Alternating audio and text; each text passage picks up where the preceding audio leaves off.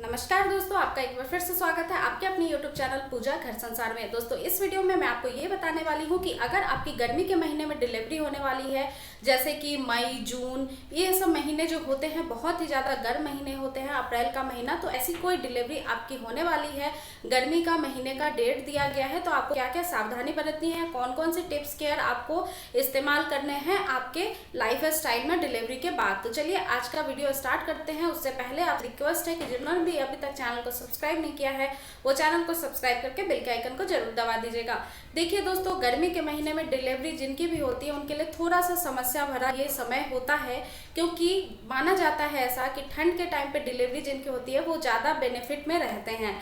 लेकिन ऐसी कोई बात नहीं है दोस्तों, गर्मी में भी आपकी डिलीवरी हो रही है तो आप बहुत सारी ऐसे छोटे छोटे टिप्स हैं जिसको इस्तेमाल करके बहुत ही आसान बना सकते हैं। आपकी डिलीवरी के टाइम के बाद जो केयर की चीज़ें की जाती हैं वो सारी चीज़ें बहुत ईजिली हो जाएंगी और टाँके वगैरह भी बहुत जल्दी ठीक हो जाएंगे।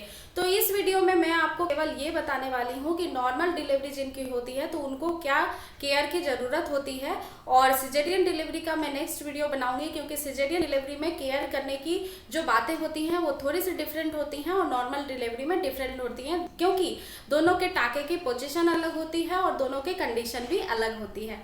तो चलिए फिर आपको मैं सबसे पहले ये टिप देना चाहूँगी दोस्तों कि गर्मी के महीने में जैसे ही आपकी डिलीवरी हो जाती है तो वैसे ही आपका जो है जो पैड लगाने का तरीका होता है वो कैसा होना चाहिए, क्योंकि जैसे ही आपकी नॉर्मल डिलीवरी होती है तो आपको खून का बहाव जो है वो 8 दिनों तक या 1 सप्ताह तक बहुत तेज होता है। उस समय आपको पैड वगैरह जो है उस पर खास ध्यान देना चाहिए, यानी कि आपको साफ सफाई का ध्यान रखना चाहिए।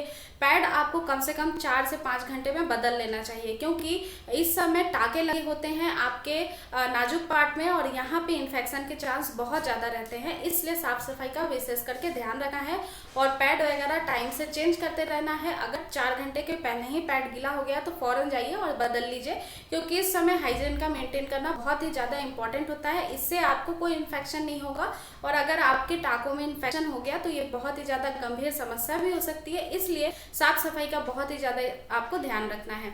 साथ ही साथ आपको एक टब भर के पानी गुनगुना लेना है और उसमें डिटॉल के कुछ बूंद डाल के आपको कम से कम 30 मिनट तक बैठ के रहना है, ताकि आपके टाँकों का दर्द बहुत जल्दी से ख़त्म हो जाए और उसके बाद टाँके भी बहुत जल्दी आपके ठीक हो जाएं, क्योंकि ऐसा डॉक्टर के द्वारा भी रिकमेंड किया जाता है कि आप जितना ज़्यादा प्राइवेट पार्ट में गुनगुने पानी का इस्तेमाल करेंगे उतनी ही जल्दी आपकी टाँके जो हैं वो ठीक हो जाएंगे। तो कम से कम आपको जितनी बार भी आप यूरिन भी पास करने जाते हो उस समय भी आपको गुनगुने पानी से ही वॉश करना है, और जितनी बार आपको बाथरूम आ रही है, पेशाब जा रहे हैं या फिर पोटी जा रहे हैं तो आपको जो गुनगुने पानी का ही इस्तेमाल करना है और साफ़ सफाई का बहुत अच्छे से ध्यान रखना है। सेकंड चीज़ होती है कि जब आपकी नॉर्मल डिलीवरी होती है उसके बाद आपको लड्डू वगैरह दिया जाता है खाने के लिए, तो जनरली ये बड़े बुजुर्ग आपको घर में ही बना के देते हैं। ये बहुत ज़्यादा इंपॉर्टेंट होता है दोस्तों, क्योंकि इसमें ड्राई फ्रूट्स की मात्रा बहुत ही ज़्यादा होती है।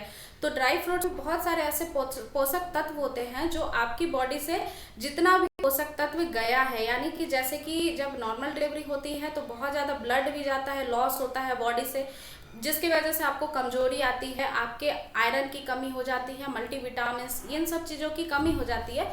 तो ड्राई फ्रूट्स एक बहुत ही अच्छा माध्यम होता है जिसकी वजह से ये सारी चीज़ें आप वापस पा सकते हैं, यानी बहुत जल्दी आप तंदुरुस्त हो जाएंगे, कमजोरी, थकान वगैरह नहीं होगी। इसलिए आपको मॉर्निंग के समय नाश्ते में एक लड्डू खाना बहुत ज़्यादा इंपॉर्टेंट है, तो ज़रूर खाइएगा। उसके बाद जब आपकी डिलीवरी हो जाती है तब आपको कहा जाता है कि आप जो है गर्मी में रहो, पंखा वगैरह कम चलाओ। तो देखो दोस्तों, आजकल जो है मेडिकल साइंस बहुत ज़्यादा इम्प्रूव हो गया है। पहले के ज़माने में ये सारी चीज़ें इसलिए करवाई जाती थी क्योंकि उस समय मेडिकल साइंस इतना ज़्यादा तरक्की नहीं किया था और उस समय डॉक्टर वगैरह इतना इजीली अवेलेबल नहीं होते थे, इसलिए बड़े बुजुर्ग आपको बहुत ज़्यादा केयर में रखते थे ताकि कोई परेशानी हो ही ना। लेकिन दोस्तों, जब मेरी डिलीवरी हुई थी तो डॉक्टर ने एकदम फ्रीली मुझे छोड़ दिया था। ऐसा नहीं था कि पंखा नहीं चलाना है और आपको गर्मी में ही सोते रहना है, और गर्मी में सोने से आपको जो है पसीना आएगा, उसके बाद आपके टाँके में पसीना जाके इन्फेक्शन और भी बढ़ाएगा। तो ये सब काम नहीं करना है। आपको नॉर्मल जो पंखा का है वो बैलेंस बना के रखना है, यानी बहुत ज़्यादा ठंड में नहीं रहना है, इट मीन्स AC में नहीं रहना है, कूलर में नहीं रहना है, लेकिन आप पंखा चला के रहिए। नहाने के बाद अगर आपने बाल धोया है तो थोड़ी देर के लिए आपको जो है पंखा बंद करके बाल वगैरह सुखा लीजिए, उसके बाद ही पंखा ऑन करिए। क्योंकि ऐसा इसलिए कहा जाता है दोस्तों कि मान लीजिए आप अचानक से एकदम ठंड वगैरह में रहना स्टार्ट करेंगे, ठंडा पानी पीना स्टार्ट करेंगे, तो जो दूध पी रहा है आपका बच्चा, उसको सर्दी वगैरह लगने के चांसेस बहुत ज़्यादा रहते हैं, क्योंकि जो आप करेंगी उसका परिणाम आपके बच्चे को झेलना पड़ता है। अब दोस्तों आपको गुनगुना ही पानी पीना है, इस वजह से कहा जाता है गुनगुना पानी। इसका मतलब ये नहीं है कि गुनगुना किया पानी आप डायरेक्ट पी लीजिए। गुनगुना पानी करने के बाद थोड़ा देर आप उसको ठंडा करिए, यानी पानी आपको गर्म करके ही पीना है और गर्म पानी को ठंडा करके नॉर्मल टेम्परेचर पे ला करके पीना है। दोस्तों ऐसा इसलिए बोला जाता है क्योंकि आपके बॉडी के अंदर इन्फेक्शन के चांसेस बहुत कम रहे, पानी में भी दूषित चीज़ें बहुत ज़्यादा रहती हैं, इसलिए बिना गर्म किया हुआ पानी रेकमेंड किया जाता है कि नहीं पीना है। और इसके जगह पे आप फिल्टर पानी पीते हैं तो वो भी बहुत अच्छा रहेगा। पेट की सिकाई एक तरीके से अच्छे से हो जाती है, इसलिए कहा जाता है कि अगर आप गुनगुना पानी पी पाते हैं तो अच्छा है, पी लीजिए, ताकि आपके जो गर्भाशय का बढ़ा हुआ आकार है वो बहुत आराम से ईजिली अपने पहले वाले रूप में शेप में आ पाए, इसलिए ऐसा रेकमेंड किया जाता है। तो ये भी बहुत ज़्यादा ध्यान रखना है आपको। इसके बाद जो टिप है वो ये है कि दोस्तों जब भी आप पोटी सुसु करने जाए तो बहुत ही आराम से बैठें और बहुत ही आराम से उठें। ज़्यादा झटका लेके बैठना नहीं है, झटका लेके उठना नहीं है, क्योंकि इस समय 3 या 4 टाँके आपके प्राइवेट पार्ट में लगाए जाते हैं, जिसको ठीक होने में 10 से 15 दिन का समय लगता है। तो ये बहुत ही ज़्यादा आपके लिए क्रिटिकल फेस हो सकता है। इस समय आपको बहुत ज़्यादा पेन भी हो सकती है सुसु पास करने में, बैठने में, उठने में, चलने में, इसलिए 10 दिनों तक आपको टहलने की भी सजेशन नहीं दी जाती है डॉक्टर की तरफ से। तो 10-15 दिन के बाद ही आप टहलना भी आराम से थोड़ा थोड़ा करके स्टार्ट कर सकते हैं। बैठने के समय आपको पैर मोड़ के नहीं बैठना है, आपको पैर को जो है आराम से फैला के बैठना है, ताकि एयर भी अच्छे से लगता रहे और कोई भी जोर ना आए आपके टाँके पे। टाँके टूट जाते हैं, कभी कभी ऐसा होता है झटके से आपने काम किया, तो इस वजह से काम वगैरह भी मत करिए। अभी जितना काम हो सकता है नॉर्मली बच्चे का केयर करने का वही काम करें, बाकी तो ऐसे 1.25 महीना तक बहुत लोग काम करने ही नहीं देते हैं, तो वो भी एक बेनिफिट है। आराम करते रहिए, आराम से काम करिए।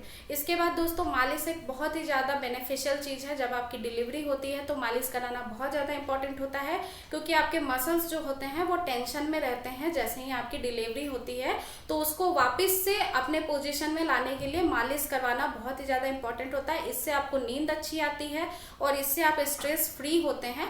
और अच्छा नींद लेना भी बहुत ज़्यादा इंपॉर्टेंट है, क्योंकि जब आप अच्छा नींद लेंगे तभी आपके दूध का प्रोडक्शन जो है बहुत अच्छे से हो पाएगा।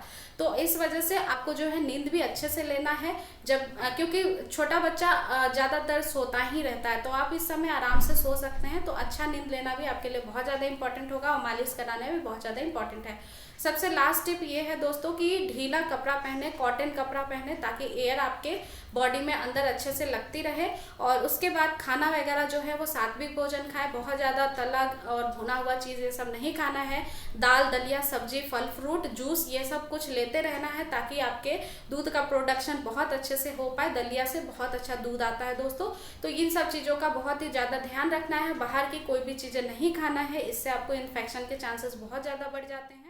तो दोस्तों इस पे बहुत ज़्यादा ध्यान रखना है। बाहर की चीज़ें बिल्कुल भी अवॉइड करना है, क्योंकि बच्चे को भी इन्फेक्शन हो सकता है अगर आपने कुछ भी गलतियाँ की हैं तो इस वजह से आपको बहुत ही ज़्यादा अपना केयर करने की ज़रूरत है। बाकी तो आपके घर में क्या मान्यताएं चलती आ रही हैं, बड़े बुजुर्ग क्या बोलते हैं, वो भी थोड़ा सा आपको सुनना चाहिए, लेकिन वही उतना ही सुनिए और उतना ही करिए जिसमें आप कंफर्टेबल हो। अगर आपको कोई दिक्कत हो रही है तो आप उस चीज़ को छोड़ दीजिए, बिकॉज जब आप टेंशन लेते हैं तो दूध बनने का जो कैपेसिटी होता है आपके बॉडी में वो कम हो जाता है। इस वजह से आप टेंशन मत लीजिए। आप जितना कर सकते हैं, जितना आपके घर के बड़े बुजुर्ग आपको बोलते हैं उसमें इजीली आप जो भी कर सकते हैं। जैसे कि बहुत बार बोला जाता है बाल नहीं झाड़ना है, बाल धोने के बाद आपको नहा के आना है तो लेट जाना है, मुंह ढक के सो जाना है, पसीना आना चाहिए। तो देखिए दोस्तों, ये जो गर्मी का महीना होता है ये बहुत ही ज़्यादा प्रॉब्लम देने वाला महीना ऐसे ही एक नॉर्मल व्यक्ति के लिए होता है, और आपकी तो डिलीवरी हुई है। तो दोस्तों देखिए, समझ सकता है कोई भी कि एक आम तौर पे किसी भी व्यक्ति के लिए जब ये महीना इतना ज़्यादा परेशानी भरा होता है गर्मी की वजह से, तो आपके लिए कितना ज़्यादा होगा। इसी इसीलिए मैं बोल रही हूँ कि जितना आप कैपेसिटी है आपकी उतना ही फॉलो करिए नियम को। बाकी आप जिसमें आराम से जो आपको अच्छा लग रहा है उस हिसाब से रहने की कोशिश करिए। अगर आपको पॉटी पास करने में या सुसु पास करने में कोई ज़्यादा परेशानी गंभीर हो रही है तो उस समय डॉक्टर को दिखाना बहुत इंपॉर्टेंट है। वैसे तो डॉक्टर आपको 1 वीक में बुला ही लेते हैं चेकअप के लिए, तो वहाँ पे भी आप डॉक्टर से भी बहुत सारी चीज़ें पूछ सकते हैं और इस समय फ्रीली आप कुछ भी पूछिए ताकि आपके मन में कोई भी शंका ना रहे। ये वीडियो आपको कैसी लगी है, उम्मीद करती हूँ अच्छी ही लगी होगी, तो कमेंट करके ज़रूर बताइएगा कैसी लगी है। और दोस्तों पसंद आई है तो लाइक कर दीजिएगा, अपने दोस्तों में शेयर करिएगा, मेरे दोनों ही चैनल को सब्सक्राइब करके बेल के आइकन को जरूर प्रेस कर दीजिएगा। चलिए फिर मिलते हैं नेक्स्ट वीडियो में नई टॉपिक के साथ, तब तक के लिए टेक केयर दोस्तों, नमस्कार।